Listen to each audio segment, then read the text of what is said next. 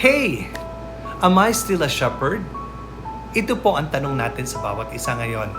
And today, I have 10 reflective questions to ask all the leaders out there. And I pray that the Holy Spirit will reveal the real condition of our hearts and minister to us accordingly. Sa Psalm 78 verse 72, David shepherded them with integrity of heart and with skillful hands, he led them. Pansinin po natin ang order. Integrity of heart muna, then skillful hands. Ibig sabihin, mas tinitignan ng Panginoon ang puso kaysa performance. Kaya ang unang tanong po sa ating lahat, may compassion pa ba ako kapag nahihirapan ang mga workers o ang mga tao sa church? O mas madali na ba akong mainis kaysa maawa? You see, sa simula ng ministry, kabigatan at awa ang nararamdaman natin. Pero habang tumatagal, kung hindi po tayo careful, inconvenience na lang ang nararamdaman natin. Kaya tanungin po natin ating mga sarili, nakikita ko pa ba ang mga tao bilang mga kaluluwa o problema na lang sila sa tingin ko? Pangalawang tanong, mas naging patient ba ako o mas madali na akong mairita? You see, healthy leadership should produce more patience, not less. Kapag tumataas ang irritation, baka po may fatigue, burnout, or hidden frustration. Tanungin po natin ang ating mga sarili.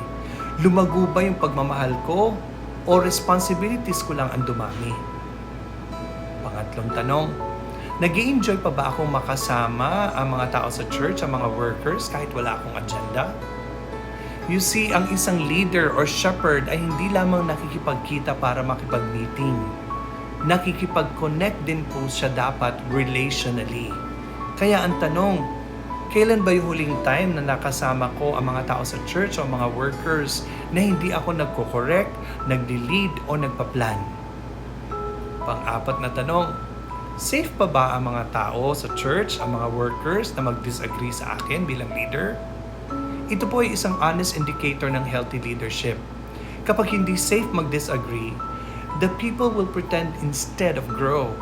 Kaya tanungin natin yung sarili natin, sinasabi pa ba ng mga tao ang totoo sa akin o sinasabi lang nila ang gusto kong marinig?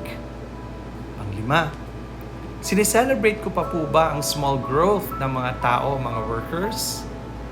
O puro na lang kulang ang napapansin ko? You see, controllers notice mistakes, while shepherds notice progress. Tanong, mas marami ba akong affirmation kaysa correction? Pang-anim po, nagpapalaki ba ako ng mga sons and daughters o workers lang? You see, workers complete tasks. Pero yung spiritual sons and daughters, nade-develop ang kanilang mga character. Kaya nga ang tanong, lumalaki ba ang character nila? Lumalago ba ang character nila? O yung mga responsibilities lang nila? Pang-pito, buhay na buhay pa ba ang private prayer life ko as a leader? Hindi yung sermon preparation prayer ha, hindi public prayer, personal prayer. Tanungin natin yung sarili natin, hinahanap ko pa ba ang presensya ng Diyos kahit wala akong kailangang ituro or i-preach? Pang-walo, mas takot pa ba ako sa Diyos kaysa mawala ng tao? Dito po mapapanatiling malinis ang leadership. You see, danger starts kapag nagko-compromise na tayo bilang leader para lang maiwasan ng conflict or ma-please natin ang mga tao or ma-maintain ang mga numbers. Tanong, kanino ba talaga mahalaga ang approval para sa atin ngayon? Sa Diyos or sa tao? Number 9, correctable pa ba ako?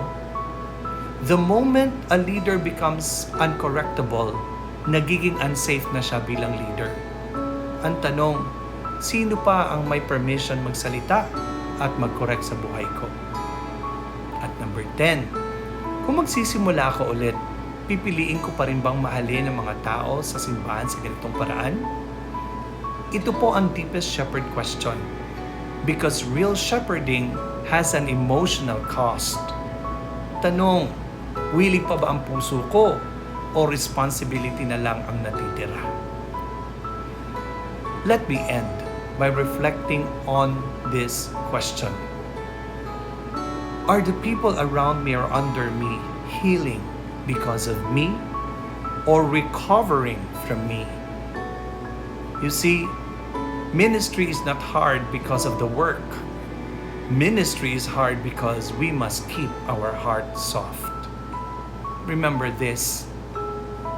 Our greatest success as a leader is not how many stayed, but how many became healthier under our care.